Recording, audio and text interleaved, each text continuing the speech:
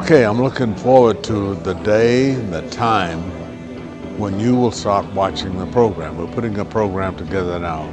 It's a follow-up of the McCreary Report, where we will have stories about what's going on in America and how we should look at it as people, be of African culture or whatever, but people in general, but mainly the African culture, as to what's going on in this community and the things that we must do.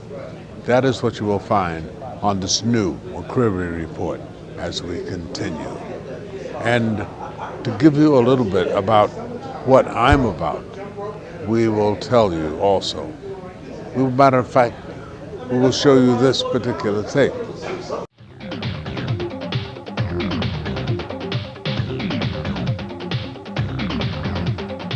I'm Bill McCreary, and welcome to a special edition of the McCreary Report, Malcolm X Remembered. Malcolm Little, Detroit Red, Malcolm X, three names, one person, shaped by his father Earl. But Earl Little was at times an abusive father and sometimes wife-beater. A part-time preacher and Marcus Garvey organizer, Earl Little saw 4 of his 6 brothers die of violence, 3 killed by white men. He too would be murdered by, though never proved, the Black Legion, Michigan's answer to the Ku Klux Klan, because of his Back to Africa activities. 8 children, a destitute mother. Louise Little, on the public dole, her pride crumbled. She was institutionalized, and her children became wards of the court, foster kids. Malcolm, a petty thief, graduated to bigger things as Detroit Red. He became a numbers runner, a hustler, a drug dealer, a burglar, and at 20, he was sentenced to 10 years in prison and served a 7-year term.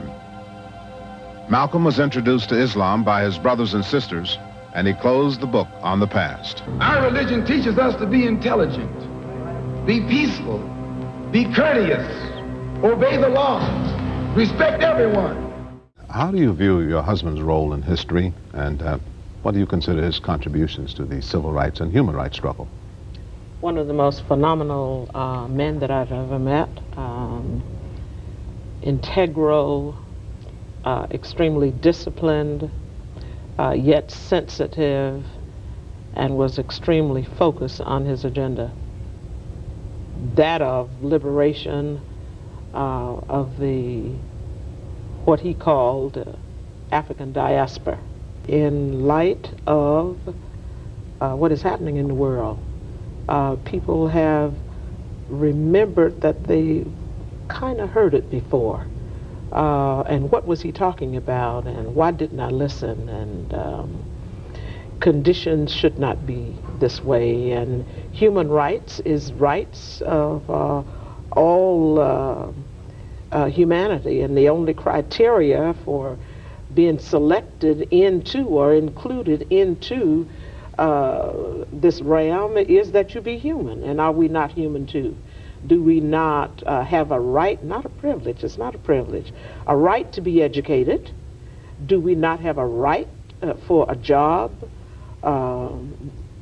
suitable for the survival of our families? Do we don't have a right for skills?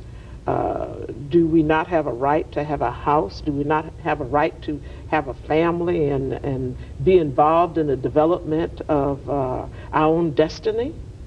So that I think, and it is going all over the world, it is an agenda, or he is an agenda whose time has come, because people are thinking, and there's nothing wrong with validating yourself. If someone else don't validate you, you validate yourself. And to validate myself does not mean I dislike my white sister or my white brother, but I must validate myself, since no one else has the intelligence to validate me as a human being. We're going to wrap this up with the final word from Mr. Davis, from Ozzy, and that is the legacy. How do you view this? What is Malcolm's legacy? Malcolm's legacy is, and Malcolm's gift to us was himself, his thoughts, and his actions. And Malcolm was wise enough and perceptive enough to understand many things and to put himself and the rest of us in context. If in the next 200 or 300 years, we're going to understand who Malcolm was. Before that time, we'll keep trying. Okay, I want to thank the both of you for being our guests. Okay.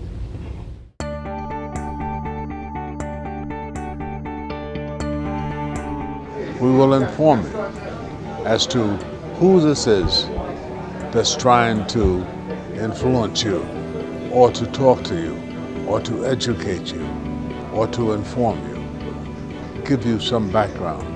How did we get started and what we're doing. This is just for you.